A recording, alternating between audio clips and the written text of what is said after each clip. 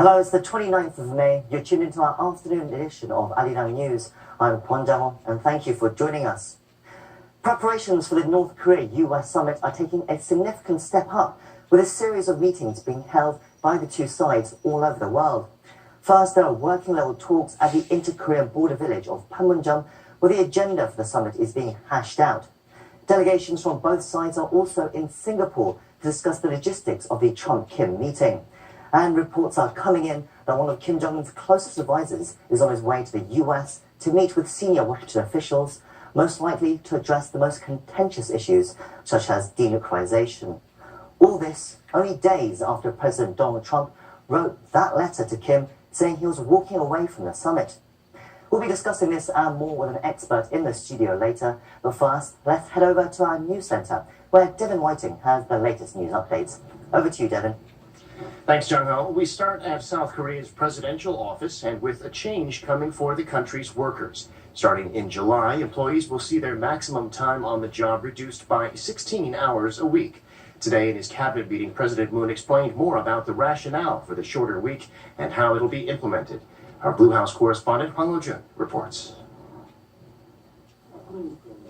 A work week shortened from the current 68 hours to 52. That new limit will apply starting July 1st. And the president believes it will bring about positive changes in workers' daily lives.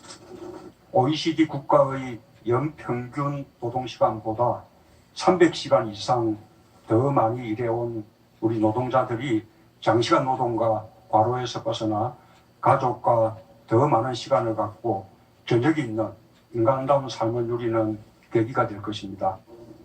At a cabinet meeting on Tuesday, President Moon said shorter working hours will be an opportunity for businesses to find creative ways to be more productive while also freeing up new jobs.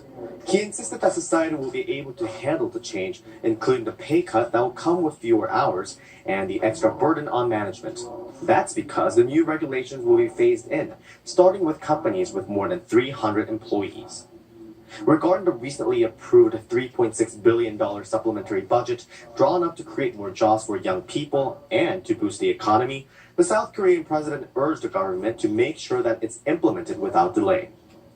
다소 늦어졌기 때문에 이제부터라도 청년들과 고용위기 지역 주민이 체감할 수 있도록 추경사업들을 속도감 있게 진행하는 것이 무엇보다 중요할 것입니다. Meanwhile, according to a Blue House press release, President Moon and his cabinet approved a bill passed by the legislature to appoint an independent counsel to investigate the political manipulation of online comments, the scandal named after a power blogger going by the handle Drew King. He allegedly rigged the internet comments to sway public opinion, while ruling party officials, including former lawmaker Kim Young-soo, are said to have covertly endorsed his campaign. Kim has denied the allegations, and the National Assembly passed the act last week. For the past few weeks, President Moon, along with the rest of the world, have been on a diplomatic roller coaster as North Korea and the U.S. go back and forth over their summit plans. But the president's meeting with his cabinet shows the administration is determined not to overlook pressing issues at home. Hwang Ho-jun, Arirang News. Meanwhile, as North Korea and the U.S. work to set up their summit next month, tentatively set for June 12th in Singapore, officials from both sides are said to now be in the city-state for talks on the practicalities of the summit, things like protocol and logistics. Our Ajou has the latest. Delegations from North Korea and the U.S. have reportedly arrived in Singapore for working-level talks ahead of a possible summit next month between U.S. President Donald Trump and North Korean leader Kim Jong-un. An 8-member delegation from the North led by Kim Chang-san, the regime's State Affairs Commission Secretariat, and a top logistics and protocol official is said to have landed in Singapore late Monday local time, according to local sources. The U.S. team, consisting of some 30 officials from the White House and State Department, led by Deputy White House Chief of Staff Joe Hagan, arrived in the Southeast Asian city-state earlier that day. Although the exact time of the meeting has not been disclosed, the two sides are expected to meet as early as Tuesday to discuss logistics, protocols, and specific venues and itineraries for the two leaders. This comes as the former U.S. ambassador to South Korea and former nuclear negotiator Sung Kim And North Korea's Choi Sun-hee, the regime's vice foreign minister, and a former director of her ministry's North American department are expected to resume their meeting at the inter-Korean border village of Panmunjom on Tuesday. Starting Sunday, the two sides have been committed to the talks, but it's known they did not meet on Monday and instead had meetings among themselves, according to foreign affairs sources. As both diplomats are experts in their fields, it's expected they'll discuss the agenda and details of the Pyongyang-Washington summit. On a separate but complementary track, the Associated Press is reporting that a CIA team, assumed as the CIA Korean Mission Center, is meeting with its North Korean counterpart, known as the United Front Department, headed by the regime's vice chairman of its Workers' Party, Kim Young-chul. The report says the third track is to complement the working-level talks being held at Panmunjom. Lee-Ji-won, Arirang News. And yet more secretive meetings ahead of the summit. While Kim Young-chul's team meets with its American counterparts, Kim himself appears to be bound for the U.S. He reportedly arrived in Beijing Tuesday morning. According to South Korea's Yonhap News, Kim's name is on the list of people taking a flight to New York on Wednesday at 1 p.m. Kim has met several times with U.S. Secretary of State Mike Pompeo in his previous role as CIA director, and he's expected to do the same this time as well. Also in Beijing with Kim was the Deputy Chief of North American Affairs at Pyongyang's Foreign Ministry, Choi Kang-il. Citing an unnamed official, Yonhap News also reported that Kim is expected to meet with Chinese officials on Tuesday before his departure the next day. Now, aside, the U.S. is trying to improve ties with the North ahead of the summit. Washington has reportedly decided not to impose new sanctions on the regime just yet, measures that had been prepared in response to the North's recent angry rhetoric. Oh Soo-young reports. The Trump administration has decided to hold off on additional sanctions against North Korea. Citing U.S. government officials, the Wall Street Journal reported Monday that Washington will indefinitely shelve the planned extra measures against the North, while the two sides hold talks to prepare for their upcoming summit. The report says officials have been ready to unveil the additional measures as early as Tuesday, targeting further sources of income for the cash-starved Kim Jong-un regime. The sanctions are believed to have included expelling North Korean laborers from foreign countries, as well as targeting Russian and Chinese entities with ties to the regime. Such measures were being prepared in response to the recent aggressive rhetoric from Pyongyang officials, which caused the US leader to call off the summit. Secretary of State Mike Pompeo said the policy of maximum pressure against North Korea would continue in order to squeeze its economy. Washington's most recent round of sanctions in February targeted the North's illegal maritime trade and a global network of businesses that generate cash for the regime. However, with summit preparations between the two sides seemingly back on track, it seems Washington is aiming to maintain the progress on repairing their relations. In recent weeks, top officials have promised Pyongyang economic prosperity and US private investment should it fully denuclearize. Oh Soo-young, Arirang News. The North, meanwhile, is once again demanding that South Korea and the U.S. suspend their joint military drills, with another exercise coming up this summer. An editorial in the Tuesday edition of the state-run Rodong Sinmun newspaper said that the Ulji Freedom Guardian exercise, a computerized drill scheduled by the Allies for August, does more harm than good. It also said that if the U.S. is sincere about holding next month's summit, then the exercise should not go ahead. Following the report, the spokesperson for South Korea's defense ministry told reporters in a regular briefing that the military plans on conducting the drills as scheduled. The Allies held another drill 2 weeks ago called Max Thunder, which the North also criticized. I'm Devin Whiting, and those are your news headlines for this hour.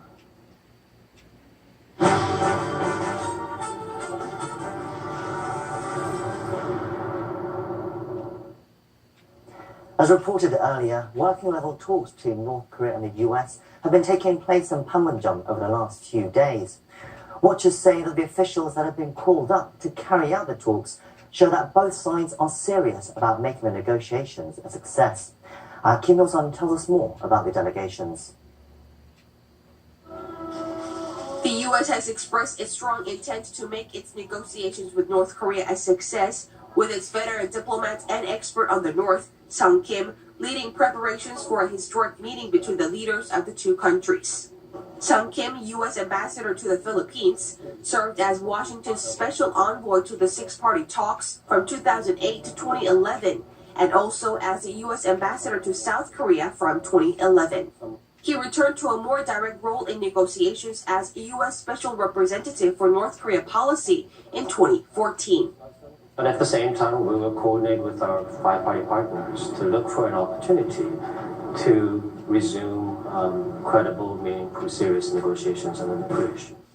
Sung Kim was selected to lead negotiations with the North at such a crucial time, despite the fact he served under the Obama administration.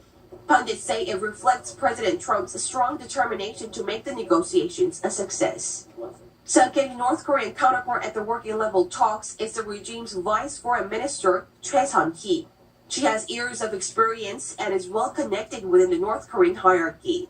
Choi, the daughter of a former premier, joined the foreign ministry in mid-1980s and served as an English interpreter. During the past several years, she was a spokesperson for the North Korean regime through her various meetings with U.S. experts in Europe and Southeast Asia. If the right conditions are made, we will sit down with the Trump administration for talks. Choi Gang-il, who's in charge of North American affairs in the North, is also part of the North's delegation. He reportedly made contact with U.S. officials in February while visiting South Korea for the Pyeongchang Winter Olympics. With the years of experience on both sides, there's hope they can thrash out a way to make the Singapore summit happen as planned on June 12th. Kim Yo-sun, Arirang News.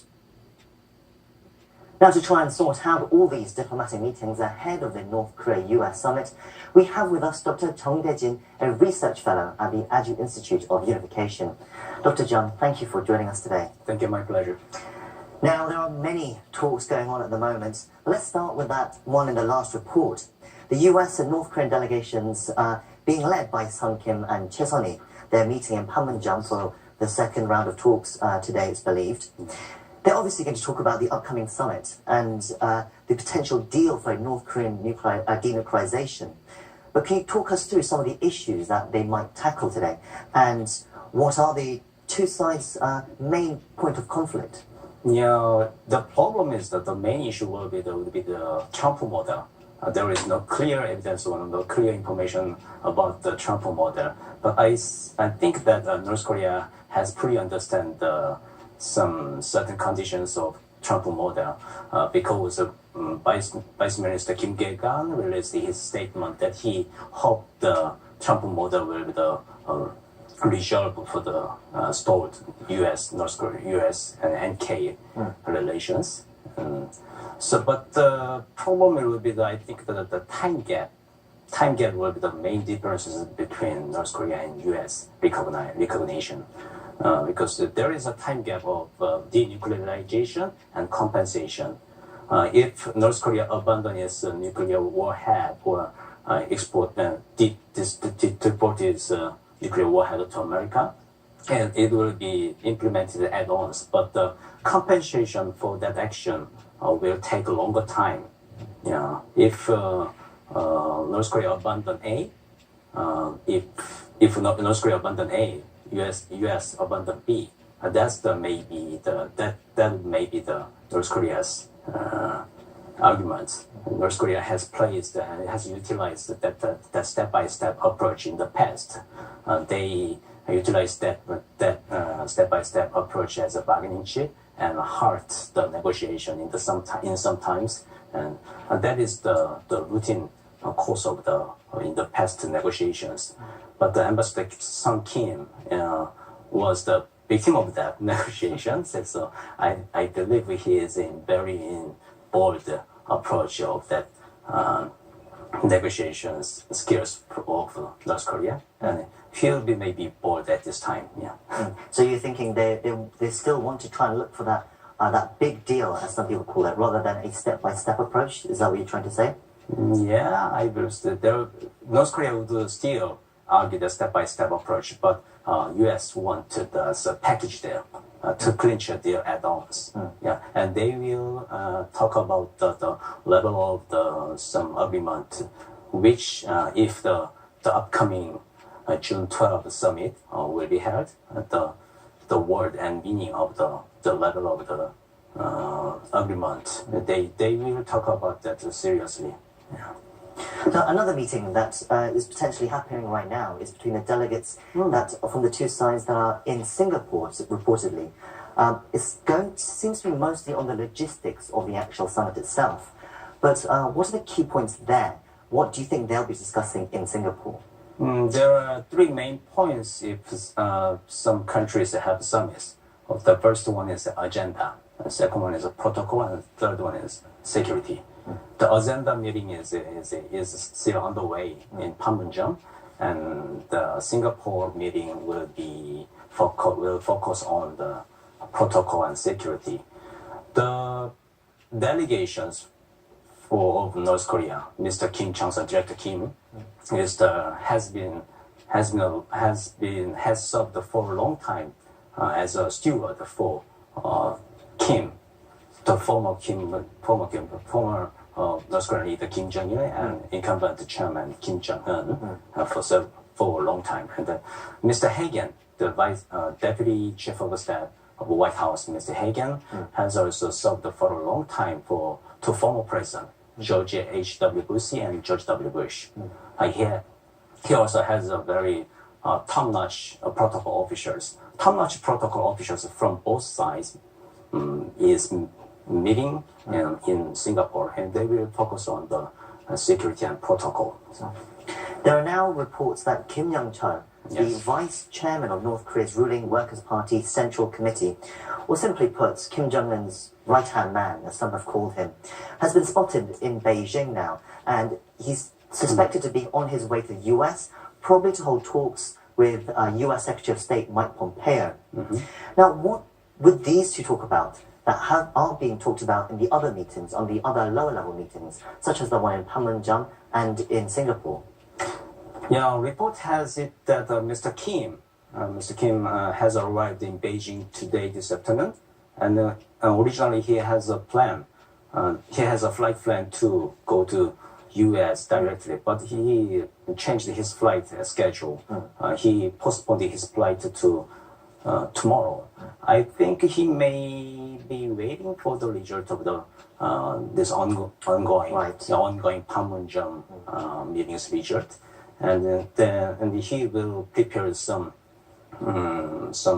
materials or agendas to talk with his counterpart, Secretary Pompeo. There are three levels in the diplomatic negotiations. There's a working level, and second is a high level, and the last one is summit. Yeah, this is a Kim Young-chul Pompeo line is the high level, and the Panmunjom is a working level negotiations. There will be some result There will be some result and released today, this afternoon, or early tomorrow morning, and Kim Young-chul will analyze the result, and then he will bring the result to the United States and talk with his counterpart to arrange some remaining issues. Working level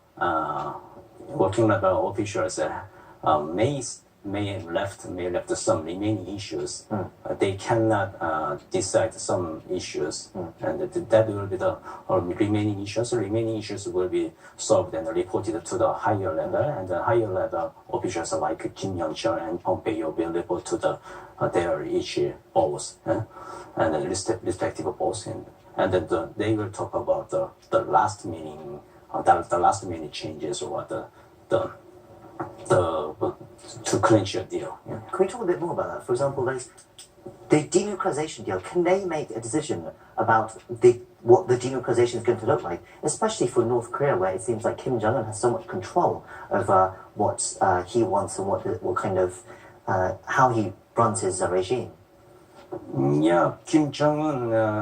There are many think that there are some hookish involved in the North Korea, but I think there is only Kim Jong-un to make decisions for that problem. So Kim Jong-un and the Kim Young-chul is to report to his boss and then to decide some remaining issues and then talk to the Mr. Pompeo, and then Mr. Pompeo report to the President Trump, and then Trump will have some answers through Pompeo, and the upcoming Kim Jong-il and Pompeo meeting will be the key to clinch a deal, for the upcoming summit. So the next meeting in line, it seems to be this Friday. The two Koreas will restart their own talks after the high-level meeting previously was cancelled last minute.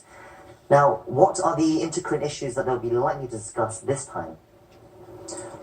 Just a couple of minutes ago, our government released the list of delegations for the upcoming inter-Korean delegations.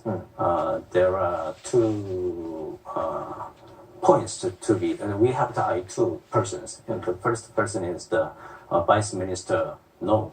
He is in charge of the Vice Minister for Culture, Sports and Tourism. Vice Minister No is in charge of the sports group. Maybe it is the card to discuss with North Korea to have a sports exchange in some time, and the Vice Minister for Land Infrastructure and Transport, Ajou, he is in charge of Kim. He is in charge of transport, and the Panmunjom Declaration has a agreement on the link between inter-Korean railways and road, and he will talk about the initial steps, how two Koreas begin that infrastructure build-up, and then more importantly, the UN sanction resolution 2371 and 2375 admit the exception of the infrastructure investment to the North Korea. So the sports exchange and then infrastructure investment can be the key and the easy way to begin the store the inter-Korean relations. Do you think the two Koreas will discuss about the US talks at all, the US summit, or do you think they will just leave that to the US and North Korea to talk amongst themselves? Yes, US talks, North Korea's US talks and North Korea talks is a separate one. RAG and US is an alliance, and then the RAG and US alliance should play some divided role and share the law. The inter-Korean relations is our own main agenda, and we can kick off some inter-Korean project just shortly and then directly. But the denuclearization is the main agenda of the North Korean US agenda. Maybe, but RAG-US and South Korea and North Korea as already there's a trilateral relations, and then they can share the problems and they can share the information about the denuclearization. But the main part or some subject to clinch a deal of the denuclearization should be the first authority will be under the hand of the U.S. and North Korea denuclearization. Regarding the denuclearization, we should divide the law and play the law and synergize the effect. So briefly before we go, discussions on separated family reunions are also expected at these inter-Korean talks. The South would like them to happen, obviously, but the North is still demanding the repatriation of some North Korean restaurant workers, which Pyongyang argues they did not defect voluntarily. Do you think this issue can be resolved for the separated reunions to happen again? Yeah, if North Korea demands the repatriation of that workers, the negotiations will be very difficult and it could be stalled. But I don't believe at this point Pyongyang would argue that the difficulty would argue or raise that difficult issues at this point, and their main goal at this point is to the successful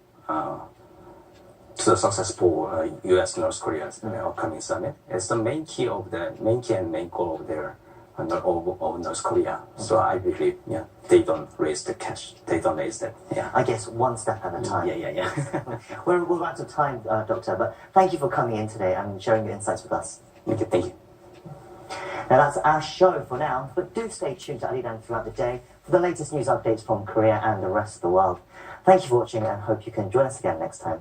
Goodbye.